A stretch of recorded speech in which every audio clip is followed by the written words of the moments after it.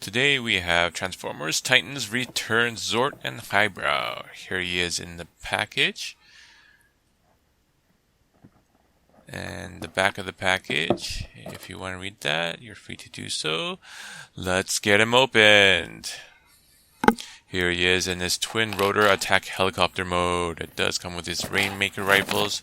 It does come with these instructions here. And his collector cards. Here's his stats. Let's take a look at this helicopter. It is very sci-fi. It is a lot wider and flatter than I would have expected. The tail elevators are very thick and detracts from the cool helicopter mode. The paint is overall very nice. On the bottom, it's not all that great. You can literally make out the entire robot silhouette on the bottom. It does have front landing gear.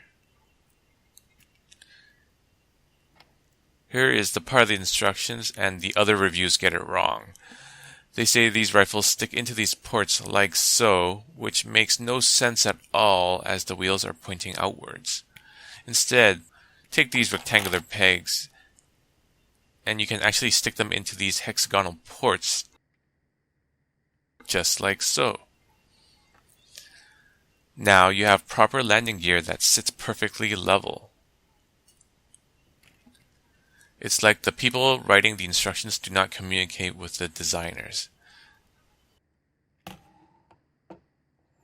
Now we have a great looking helicopter mode.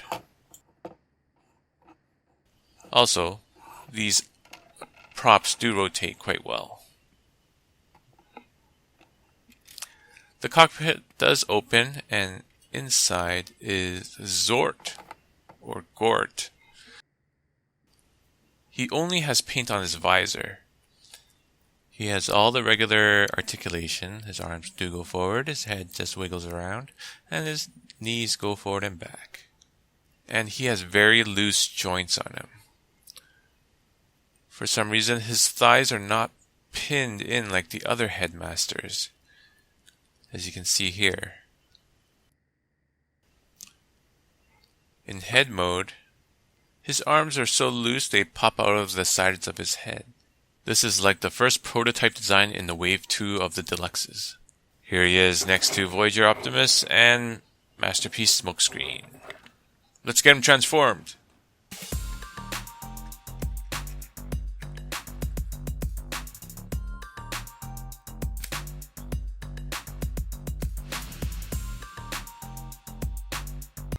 Here he is in bot mode. And he does look great. He has awesome panel lining all over him. And very sci-fi. He does have a large backpack, which is unfortunate. But overall, he does look great. On mine, the head is quite loose. Some people say that you can take it off, put it in backwards to get it to stay better. But on mine, when you put it on backwards, it just falls off. It's so loose backwards, he basically drops his head off.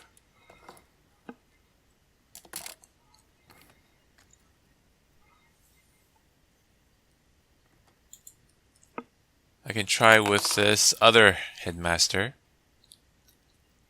This is Braun. And he does sit quite a bit better. A lot better than the original head. So I guess this particular headmaster is just pretty badly made.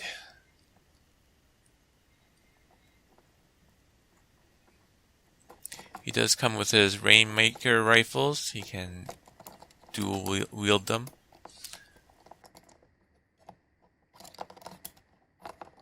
Pow, pow, pow, pow.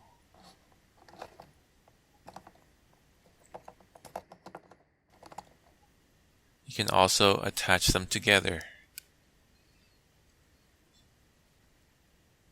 Just slide them into the slots like so. And there you have a giant rifle. You can stick the headmaster there. He just sits kind of on top, which does look really strange.